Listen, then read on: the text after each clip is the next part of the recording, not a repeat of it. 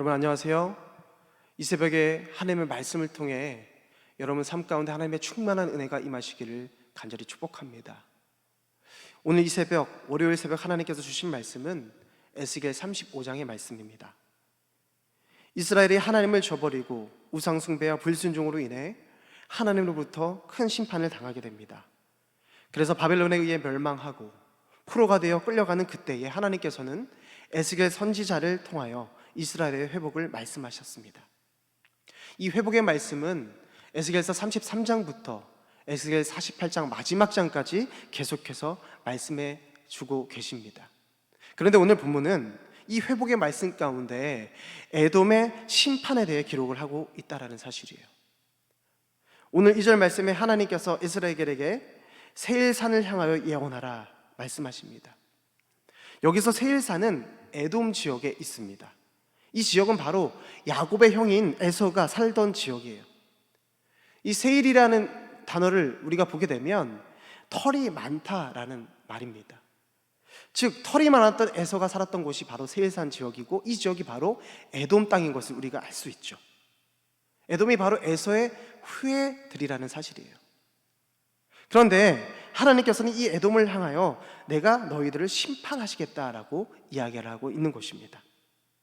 여러분, 하나님이 이들을 심판하시는 이유가 무엇이겠습니까? 우리 5절 말씀을 함께 읽겠습니다. 내가 옛날부터 한을 품고 이스라엘 족속의 환난 때 곧 죄악의 마지막 때에 칼의 위력에 그들을 넘겼도다. 5절 말씀에 내가 옛날부터 한을 품었다라는 말씀으로 시작을 하고 있는데요, 이것은 창세기로부터 시작되어지는 관계입니다. 에서와 야곱의 이야기인데 이들이 어머니 리브가 뱃속에서부터 갈등이 시작되어졌습니다. 그 이후에 팥죽 사건과 아버지 이삭이 야곱에게 축복하는 사건 등으로 인해서 야곱과 에서의 관계는 끝없는 갈등의 관계가 되어졌어요. 이에 대해 오늘 말씀은 네가 옛날부터 한을 품었다라고 이야기를 하고 있는 것이죠. 여기에서 이야기되어지고 있는 한이라는 것은 에이바라는 단어인데요, 증오, 반감, 미움이라는 뜻을 가지고 있습니다. 그러니까 이스라엘을 향한 이 증오로 말미암아 에돔은 이스라엘, 유다 백성의 멸망 가운데 이를 더 부추기고 기뻐하면서 그의 형제인 그들을 바벨론의 칼의 위력 앞에 그들을 넘겨주었다, 더 나아가서 그들의 땅을 탐하였다라고 이야기를 하고 있습니다. 이에 대하여 하나님이 말씀하세요. 에돔, 너희들의 땅이 이 이스라엘 백성들과 같이 황폐하게 될 것이다. 그러므로 말미암아 내가 여호와인 줄을 너희가 알게 될 것이다. 이스라엘 백성들이 멸망함과 같이 너희도 멸망하게 되므로 그제서야 내가 여호와 하나님 것을 너희가 알게 될 것이다 라고 말씀하고 계시는 말씀입니다. 여러분, 오늘 이 말씀을 통해 하나님이 주시는 메시지가 무엇일까요? 여러분, 첫 번째로 하나님의 회복은 완전하시다라는 것입니다. 오늘 말씀은 세일산 곧 에돔에 대한 심판 예언입니다. 그런데 이와 같은 내용은 전체 문맥상 매우 어색하고 부자연스럽게 느껴졌습니다. 왜 이렇게 느껴지냐면 에돔에 대한 심판 예언은 벌써 25장의 말씀에 다 주어지고 기록이 되었음에도 불구하고 33장 이후 이스라엘 백성의 회복에 관한 말씀에도 불구하고 갑자기 에돔에 대한 심판 예언이 주어지고 있다는 사실 때문입니다. 여러분, 왜 하나님께서는 이처럼 이스라엘 유다의 회복에 대한 예언들 사이에 에돔에 대한 심판 예언을 다시 한번 기록하고 계시는 것일까요? 이것은 에돔의 멸망이 이스라엘 백성 그 땅의 회복을 위하여 반드시 요청되는 일이었기 때문에 그렇습니다. 에돔은 바벨론이 유다를 침공하였을 당시 바벨론을 도우며 유다의 남방 지역 일대를 유린하고 약탈하였을 뿐만 아니라 유다가 멸망한 후에는 유다 땅의 일부를 차지하기도 했습니다. 뿐만 아니라 오늘 10절 말씀을 보면 그들은 이스라엘 땅 전체를 자신들의 영토로 삼고자 야욕을 품었다라고 이야기를 하고 있어요. 이것을 볼 때 이스라엘이 완전히 회복하려면 반드시 먼저 그 대적인 에돔의 심판이 필요했던 것입니다. 그러므로 오늘 말씀은 단순한 에돔을 향한 심판의 기록이 아니라 하나님의 구원 계획의 역사라는 사실을 우리가 깨달아야 합니다. 이러한 점에서 보면 오늘 말씀은 아주 중요한 한 가지 사실을 우리에게 가르쳐주고 있어요. 그것이 무엇입니까? 그것은 하나님께서는 당신의 백성들에게 구원을 베푸실 때는 결코 불완전하거나 위험 요소가 있는 미완성의 구원을 베풀지 않는다는 사실입니다. 하나님께서는 당신의 백성들의 모든 대적들을 멸하시는 구원, 더 나아가서 다시는 상함도 해함도 없는 그런 완전한 구원을 이루고 계신다는 사실이에요. 오늘 말씀을 통해 우리는 하나님의 완전하심을 의지하며 믿어야 될 줄로 믿습니다. 에돔의 심판을 다시 한번 강조하시면서 회복을 계획하시는 하나님은 그것이 심판의 방법일지라도 또는 다른 이에게는 축복의 방법일지라도 그 방법들을 통해서 완전한 회복을 그들에게 주신다는 것입니다. 우리는 오늘 말씀을 통해 이 완전한 회복을 주시는 하나님께 소망이 있음을 다시 한번 깨달아야 될 줄로 믿습니다. 오늘 말씀을 통해 우리에게 주시는 두 번째 말씀은 하나님은 거기에 계시는 분이라는 사실입니다. 우리가 때론 어려운 가운데 낙담하고 갈 길을 찾지 못할 때 우리의 환난의 때에 하나님 당신은 대체 어디 계십니까? 라고 우리는 이렇게 질문해 볼 수도 있겠습니다. 여러분, 이스라엘 백성들이 나라가 망하고 많은 주변 국가들이 그들을 비웃을 때 그들은 이렇게 말합니다. 봐라, 너희 하나님이 어디 있느냐? 너희가 이 꼴이 된 것을 보니까 너희는 하나님을 잘못 믿었다라는 거예요. 더 나아가서 이들은 이렇게 얘기합니다. 너희가 믿는 그 하나님은 없다. 그들의 조롱 앞에 오늘 말씀은 하나님이 무엇을 행하시고 어떻게 일하시는가의 답을 통해서 다시 한번 이스라엘 백성들에게 소망을 이야기하고 있다는 사실이에요. 우리 10절 말씀을 함께 읽어보겠습니다. 내가 말하기를 이 두 민족과 두 땅은 다 내 것이며 내 기업이 되리라 하였도다. 그러나 여호와께서 거기 계셨느니라. 아멘. 에돔은 말합니다. 이스라엘이 망했기 때문에 그곳은 이제 우리의 독차지가 될 것이다. 우리의 땅이 될 것이다. 형제 국가가 망했음에도 불구하고 그 망한 것을 좋아하면서 그 땅을 우리가 차지할 것이다.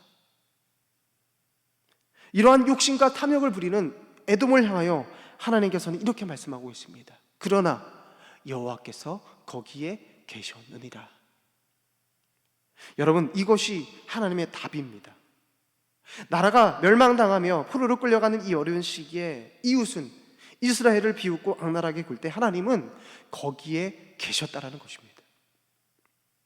여러분, 이것이 얼마나 큰 위로가 됩니까? 하나님이 그곳에 계시지 않고 그들을 버려두신 것이 아니라 우리가 12절 13절 말씀을 이렇게 요약해서 보면 이렇습니다. 에돔 족속이 이스라엘 백성들을 향하여 욕하는 말과 너희가 나를 대적하여 여러 가지로 말한 그것 모든 것을 나 여호와는 들었다라고 말씀하십니다. 여러분, 이게 왜 중요합니까? 이것이 우리에게 소망이 되기 때문에 그렇습니다. 하나님이 무엇을 하시기 전이라도 우리의 상황을 아셨다라는 것이 참 중요한 것이죠. 그곳에 계신다는 것 자체가 우리에게 참 중요한 일입니다. 바로 이것이 에스겔 말씀을 통해 하나님께서 우리에게 주고자 하시는 말씀이에요. 우리의 아픔의 순간에, 우리의 눈물의 순간에, 말도 안 되는 억울한 순간에 함께 하시는 분이 바로 우리 하나님이라는 사실이에요. 에스겔서의 핵심이 무엇입니까? 하나님은 거기에 계시는 분이라는 거예요. 지금 우리들의 현실은 어떻습니까? 포로로 끌려가는 삶은 아니지만 어쩌면 세상의 포로가 되어 세상 사람들로 하여금 손가락질 받는 현실을 살아가고 있습니다. 그러나 기억할 것은요, 하나님은 지금 거기에 계신다는 것입니다. 하나님 나라 백성을 향한 조롱과 증오와 하나님을 욕되게 하는 모든 언행을 하나님께서는 거기에서 다 듣고 계신다는 사실이에요. 우리는 그들을 두려워하는 것이 아니라 세상 사람들을 두려워하는 것이 아니라 여러분, 모든 것을 다 알고 계시고 모든 것을 다 들으시는 하나님을 두려워하는 백성이 되어야겠습니다. 혹여나 하나님의 백성이라 말씀하시는 여러분 가운데 지금이라는 현실 속에서 교회라는 공동체 안에서 공동체의 부족함, 연약함을 두고 내 기준으로 판단하고 조롱하고 미워하고 있진 않습니까? 여러분, 그런 마음이 우리 가운데 혹시 있지는 않습니까? 여러분, 우리는 분명하게 알아야 합니다. 여러분, 하나님은 그 마음을 품는 그곳에 계신다는 사실이에요. 다른 말로 표현한다면 환난과 핍박과 고난 속에서 우리가 부르짖는 그곳에 하나님께서는 계신다는 사실이에요. 모든 것을 지켜보시며 모든 것을 들으신다는 거예요. 여러분, 이것이 우리에게 희망이 되는 줄 믿습니다. 에스겔의 말씀을 한 단어로 표현할 수 있는데요, 이 에스겔서 48장 35절 말씀을 제가 읽어드리겠습니다. 그 사방의 합계는 18,000척이라. 그날 후로는 그 성읍의 이름을 여호와 삼마라 하리라. 아멘. 여러분, 여기서 말하는 성읍은 예루살렘을 이야기를 하고 있습니다. 자, 33장부터 48장까지 이스라엘의 회복에 대해 말씀한다고 제가 말씀드렸죠. 망한 예루살렘이 에스겔을 통해서 이 예루살렘이 다시 한번 회복된다라고 말씀을 주고 계시는데, 여러분, 이 새 예루살렘이 다시 한번 일어날 것인데 그 성읍의 이름이 지금 뭐라고 말씀하십니까? 여호와 삼마다라고 이야기를 하고 계십니다.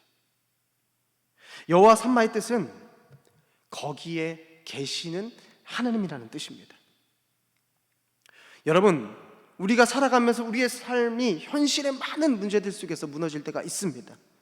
그러나 이때 기억할 것이 무엇입니까? 바로 오늘 주시는 메시지, 여호와 삼마입니다. 무슨 얘기입니까?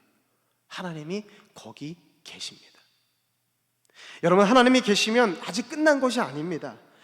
마치 이런 것입니다. 예수님께서 십자가에서 죽으실 때 많은 이들은요, 이미 모든 것이 끝났다라고 얘기를 했어요. 그래서 이렇게 얘기를 했습니다. 성전을 사흘 만에 일으킨다는 자가 자기 목숨까지도 구원하지 못하는구나. 여러분, 그러한 조롱과 핍박 가운데요, 중요한 것이 무엇인 줄 아십니까? 예수님이 십자가 지시는 그 자리 가운데 누가 계셨습니까? 하나님께서 계셨다는 것입니다. 그래서 하나님께서 일하시기 시작하셨습니다. 3일 만에 예수님께서 부활하시게 되므로 사망의 권세를 이기시고 세상에는 더 큰 사랑과 은혜를 주셨다라는 거예요. 여러분, 하나님이 거기에 계시면 우리에게 소망이 되는 줄 믿습니다. 여러분, 우리가 아무리 어렵고 힘들어도 하나님이 거기에 계심을 믿고, 여러분, 우리가 하나님 없이 버티는 삶을 살아가는 것이 아니라 여호와 삼마의 하나님을 붙잡고 여러분의 가정이 여호와의 삼마의 가정이 되고, 때로는 내 직장이 여호와 삼마의 직장이 되고, 또 우리의 교회가 여호와 삼마의 교회가 되고, 우리의 가고 서는 모든 것이 임마누엘, 하나님이 계시는 곳, 여호와 삼마, 하나님께서 계시는 곳이 되어서 하나님이 계시는, 하나님이 도우시는 능력의 백성들이 다 되어 하나님의 나라를 살아가는 모든 성도님들이 되시기를 주님의 이름으로 간절히 축복합니다. 기도하시겠습니다. 하나님, 이스라엘의 멸망 속에 에돔의 완악한 행위로 그들을 조롱하며 바벨론의 손에 그들을 넘길 때에 하나님은 거기에 계셨고, 하나님은 그것을 들으셨고, 하나님은 그들에게 심판을 주시며 하나님의 놀라운 사랑을 자기의 백성 이스라엘에게 보여주셨습니다. 하나님, 우리 성도들이 이 말씀 가운데 새로운 소망을 찾기를 원합니다. 이 어려운 때에 우리에게 아무도 없는 것 같고 세상은 우리를 조롱하며 하나님이 어디 있냐라고 말하지만, 그러나 그 자리에 하나님은 계셔서 들으시고 갚아주시는 줄로 믿습니다. 하나님이 거기에 계신다. 내 일터에, 내 가정에, 우리 교회에 계심을 믿고 하나님의 함께 하심을 믿고 의지함으로 이 고난의 때를 이겨내는 복된 성도들이 될 수 있도록 주여 함께하여 주시옵소서. 예수님의 이름으로 간절히 기도합니다. 아멘.